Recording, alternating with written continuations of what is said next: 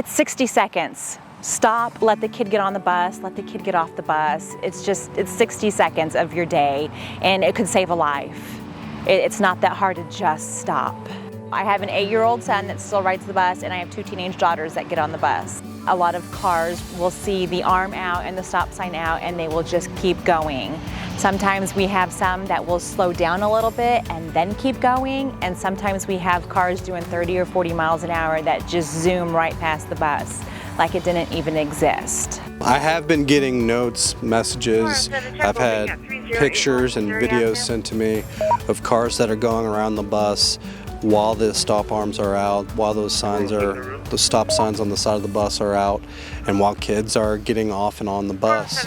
And that's extremely dangerous for the kids and for everyone else.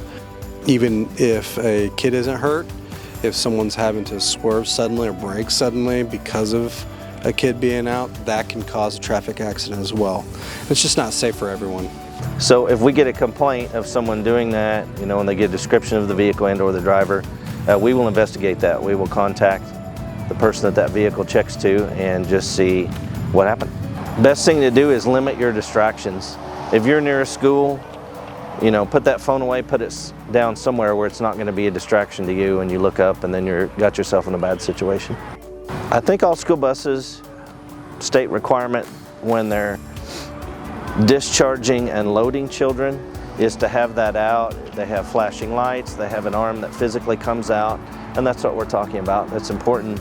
Once you see that, and don't think you can race and go around it real quick. If you know they're getting ready to stop, which is the flashing lights, and then in conjunction with that stop arm, you are required to stop. So on Main Street particularly, which I realize we have 3 lanes there, one of them being a center turning lane, when this stop sign is out, all traffic has to stop, regardless of that center turning lane. Traffic must stop until this sign is closed back up and turned off. I would ask people when they see the stop sign come out to be patient and just let us have the few seconds it really takes for us to get the children on and off the bus safely. It's upsetting, but it's no longer surprising to me. Every day, is particularly in the afternoon, which is when I see the majority of this type of behavior happening. Every day when I leave the lot, I'm thinking, how many is it going to be today? I'm seeing them 2 to 3 times a week on average. I think a lot of it is ignorance for the state law. And re-education, I think, in this regard is very important. I will look at people as they're driving by, and I'll be like, you need to stop. And they'll just kind of look at me and nonchalantly just keep on going. And that's frustrating. Not only am I a nurse for the district, but I have my own kids that attend schools, and so they've been riding the bus for the last few years, and they do get picked up here at Fott. And there's been a few instances where we've noticed cars driving incredibly fast for a bus zone. There's been a couple of instances where cars have come straight through the stop sign while my kids have stepped off the curb, and it's just kind of scary as a parent.